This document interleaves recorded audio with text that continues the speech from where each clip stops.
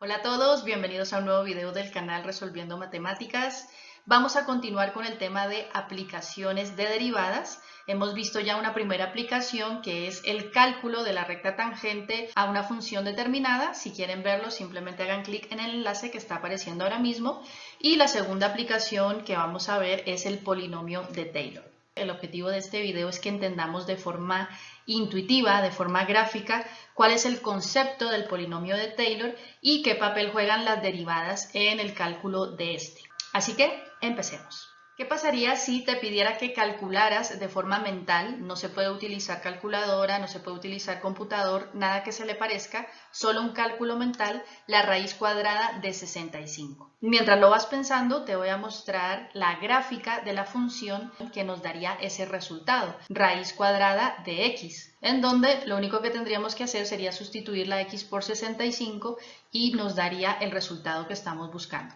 Aquí podemos ver que esta línea vertical en color azul nos indica cuando la x es igual a 65 y el valor que tendría este punto en donde se encuentra x igual a 65 y la función raíz cuadrada de x sería el valor que estamos buscando. Es el resultado de la raíz cuadrada de 65. Seguramente que si estás pensando en la respuesta, el razonamiento que se te ha venido a la cabeza es que si la raíz cuadrada de 64 es 8, pues entonces la raíz cuadrada de 65 es 8 y pico. Por supuesto, este es un razonamiento válido, pero para hacer cálculos no podemos trabajar con un 8 y pico. Si nosotros desconocemos esa parte decimal y no tenemos las herramientas en este momento para hallarla, pues entonces simplemente vamos a trabajar con la parte que conocemos, que es 8. En este momento, con las pocas herramientas que tenemos, vamos a tener que decir que la raíz de 65 es igual a 8. Si nosotros dibujamos, representamos esto gráficamente, veríamos que 8 lo vamos a tomar como una función constante, es decir, que siempre va a tener el mismo valor y vamos a llamarlo p sub 0, p de polinomio, aunque es el polinomio más sencillo que consta solo de una constante, pero al fin y al cabo un polinomio. Y como ya sabemos, en el punto en el que x es igual a 64, pues coincide con el valor que toma la raíz cuadrada de x. También podemos observar que ambas funciones están muy cercanas dentro de un determinado intervalo. No es que sean exactamente iguales, puesto que la raíz cuadrada de 65 no es exactamente 8, ni la raíz cuadrada de 66, ni la raíz cuadrada de 67, etc. Pero sí está lo suficientemente cerca para que haya un error de aproximación pequeño. Tenemos un error que nos permitiría suponer, que nos permitiría, digamos, reemplazar esta función raíz de x por la función constante igual a 8 en un determinado y pequeño rango de valores de la x. Vean aquí el caso contrario, o sea, si nosotros nos alejamos y vamos hacia los extremos, sobre todo en el extremo izquierdo, vean que, por ejemplo, si quisiéramos hallar la raíz cuadrada de 10, tendríamos aquí este determinado valor, mientras que aquí tendríamos que asumir que es 8, lo que nos llevaría a un error bastante grande de aproximación, así que esta función realmente nos serviría solamente para un intervalo pequeño en donde se ven más cercanas las funciones. Y esta es la idea intuitiva de lo que es un polinomio de Taylor. Lo que intenta el polinomio de Taylor es acercarse, aproximarse a una función más compleja y describirla como un polinomio de tal manera que los cálculos sean más sencillos de realizar. Se puede ir ajustando cada vez más el polinomio de Taylor para que el error de aproximación sea cada vez menor. De tal manera que cuando sustituyamos la función compleja por un determinado polinomio de Taylor, tengamos un error mínimo y que podamos hacer cálculos y extrapolarlos a la función más compleja sin tener miedo a que haya grandes errores. ¿Cómo los tendríamos, por ejemplo, si asumiéramos que la raíz cuadrada de 10 es 8? Tenemos que ser conscientes de que los polinomios de Taylor sirven en determinadas regiones y que nunca van a alcanzar la exactitud, nunca van a ser iguales a la función compleja a la que están buscando parecerse. Les voy a poner un ejemplo muy cercano para que sepan que sí hemos usado una función constante para realizar unos determinados cálculos y es, por ejemplo, el valor de la aceleración. Me imagino que todos hemos hecho los ejercicios en donde nos dan como dato que la aceleración es 9,8 metros por segundo al cuadrado, e incluso ya hay profesores que dicen que simplemente redondeen a 10 y hagan los cálculos. Ahí estamos diciendo que la función aceleración es constante. Siempre va a ser igual a 9,8, de la misma manera que P sub 0, en este caso, siempre va a tener el valor 8. Eso no es cierto en la realidad. La función aceleración depende de la altura. Sin embargo, para un determinado tipo de problemas se puede hacer esa aproximación, dado que el error de precisión es pequeño o está dentro del intervalo que consideramos que el error no es significativo. Ahora vamos a ver las mejoras que se pueden hacer para ir obteniendo un polinomio cada vez más próximo a la función raíz cuadrada de x. Vamos a verlo primero de forma gráfica y luego explicamos cada uno de los componentes que nos llevan a obtener polinomios de Taylor. Aquí tenemos el primero que ya hemos visto, que es P sub 0, ya sabemos que es una función constante. Luego vamos a ver la siguiente función que vamos a llamar P sub 1. Como ustedes pueden ver, está en color violeta. Hay una mejora considerable con respecto al polinomio P sub 0. Vean que aunque sigue la diferencia en los extremos, ese error es mucho menor que el que teníamos con el polinomio P sub 0. Mientras que aquí ha mejorado bastante con respecto a P sub 0, ya que pareciera que coincide con la función raíz cuadrada de x.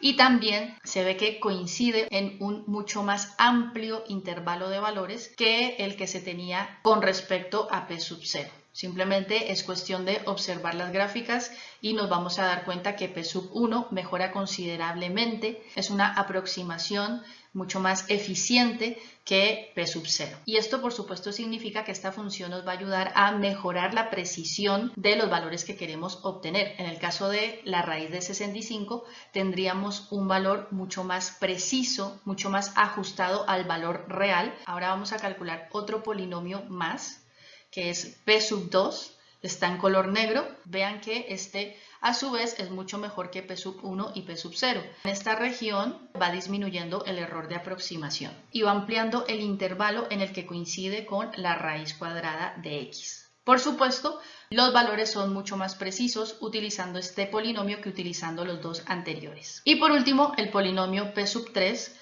que lo vemos en un color marroncito. Vean que también es una mejora con respecto a los tres anteriores polinomios. Así vemos de manera gráfica para qué nos sirve el polinomio de Taylor. Seguramente la pregunta que te estarás haciendo es, bueno, ¿y cómo se obtienen estos polinomios? Ya sabemos que el polinomio más sencillo, el P sub 0, pues es simplemente una constante que obtuvimos dado un punto de referencia, un punto de partida, que es 64. Ahora vamos a ver cuál es la fórmula que describe a la función P sub 1. La siguiente, P sub 2, la función que estaba en color negro, tiene esta fórmula y la función P sub 3 tiene esta fórmula. De aquí, ¿qué podemos observar? Primero que a medida que se va aproximando ese polinomio a la función original, que en este caso es raíz de x, se va haciendo el polinomio más complejo. En el número de sumandos, por supuesto, vemos que es más largo. Esos sumandos, a su vez, van elevando el orden del polinomio. Si nosotros siguiéramos, halláramos el polinomio P sub 4, P sub 5, etc., se iría elevando a su vez en una unidad el orden del polinomio. Cuanto mayor sea n, cuanto mayor sea el orden del polinomio, más parecido va a ser este a la función original a la que queremos llegar, a la que queremos aproximar. Luego, otra cosa que podemos ver claramente es la evolución de los polinomios. Tienen la misma base y se van agregando sumandos a medida que vamos aumentando también el orden. Y verlo de una forma didáctica sería, por ejemplo, entender que vamos a partir de esa función P sub 0, de esa constante, y la vamos a ir modificando, la vamos a ir mejorando, haciéndola cada vez más precisa y más próxima a la función original, agregándole sumandos que en realidad son potencias cada vez de un orden mayor, hasta que logramos llegar a una función lo más próxima posible a la función original. Así que, concluyendo, podríamos decir que un polinomio de Taylor es la suma de una serie de potencias que nos van a ayudar a aproximar funciones y a calcular el valor en un punto determinado. Nos vamos a quedar con P sub 3, que es el polinomio de los que hemos calculado, que más se aproxima a la función raíz cuadrada de x. Lo que vamos a hacer ahora es entender de dónde salen cada uno de estos coeficientes, que seguramente eso es lo que te estás preguntando, y por supuesto los factores, las potencias que los acompañan. Vamos a partir de este ejemplo para llegar a la fórmula general del polinomio de Taylor y vas a ver que es muy fácil resolver este tipo de ejercicios. Una vez conozcamos cuál es la fórmula general del polinomio de Taylor, lo único que hay que hacer es sustituir los valores que vayamos obteniendo en ella y ya está. Entonces vamos a empezar con el primer término del polinomio de Taylor, que siempre se refiere a una constante. En este caso, en el caso de nuestro ejercicio, es 8. F de x sub 0 entre 0 factorial. Para empezar, 0 factorial es igual a 1 y el numerador lo que nos está queriendo decir es que apliquemos la función. Cuando nos estamos refiriendo a la función en el polinomio de Taylor, estamos hablando de la función a la que queremos llegar, a la que queremos aproximarnos, que en este caso es raíz cuadrada de x, que apliquemos la raíz cuadrada de x a x sub 0, que es el valor de partida. El valor que tomamos como referencia para empezar las aproximaciones y llegar al valor que realmente queremos obtener. Aquí en este ejercicio, ¿cuál fue el valor de partida? Fue 64. Aquí simplemente nos está diciendo que el primer término del polinomio de Taylor siempre tiene que ser la aplicación de la función a ese punto de partida y dividirlo entre 1, o sea, sacarle la raíz cuadrada a 64, lo que nos da 8. Continuamos con el siguiente término, que está compuesto de este coeficiente y una potencia. De las potencias vamos a hablar de último, que es lo más sencillo. Vamos a hablar de este coeficiente que se obtiene de calcular f' de x sub 0 entre 1 factorial. O sea que aquí ya empezamos a ver la aplicación de las derivadas. Para hallar los coeficientes del polinomio de Taylor vamos a tener que utilizar derivadas. Entonces, interpretando esto, lo único que hay que hacer es hallar la primera derivada de la función, o sea, vamos a hallar la primera derivada de la raíz de x y una vez la tengamos, sustituimos en ella el valor de x sub 0, ese punto de partida que ya sabemos que es 64.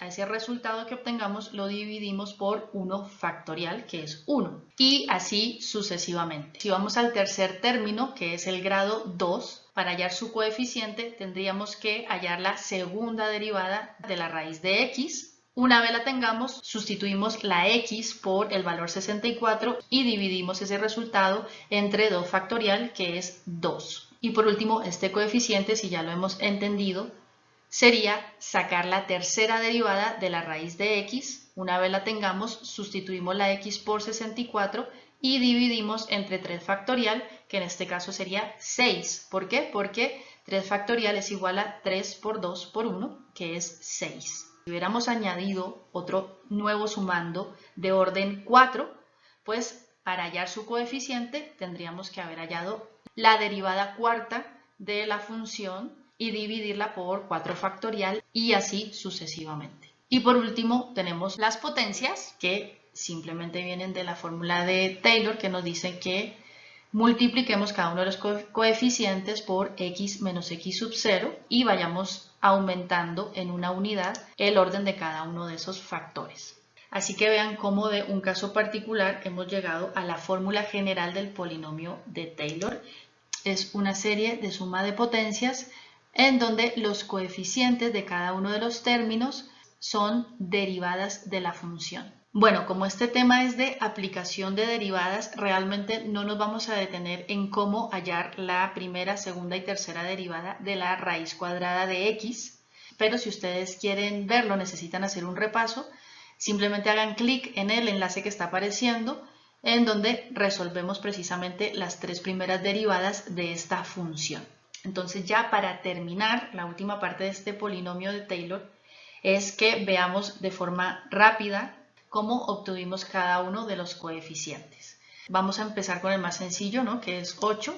Simplemente, como he dicho, aplicamos la función que es raíz cuadrada a 64, por lo que tendríamos la raíz de 64. Eso se divide entre 0 factorial, que es 1, por lo que tendríamos 8 entre 1, que es 8. El siguiente coeficiente, ¿de dónde obtenemos 1 partido entre 16? La primera derivada de la raíz cuadrada de x es 1 entre 2 por la raíz cuadrada de x. Si sustituimos esa x por 64 y dividimos todo eso entre 1 factorial, que es 1, obtenemos el valor de un 16avo. Este factor pues simplemente es dejar la x intacta y x sub 0 ya sabemos que es el punto de partida, que es 64. El siguiente coeficiente, menos 1 entre 4096, se obtiene de la segunda derivada de la raíz cuadrada de x. Nos da menos 1 entre 4 por la raíz cuadrada de x elevado al cubo. Si sustituimos esa x por 64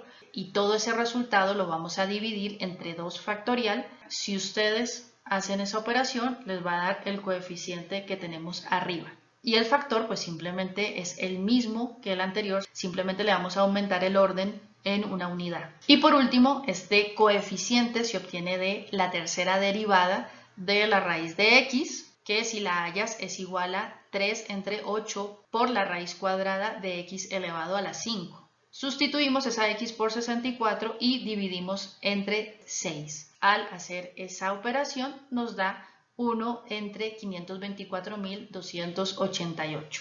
Y a la potencia le hemos agregado una unidad más. Bueno, y por último vamos a responder esa pregunta con la que iniciábamos el video, que es ¿cuál es la raíz cuadrada de 65? Pero ya con los polinomios de Taylor que hemos calculado.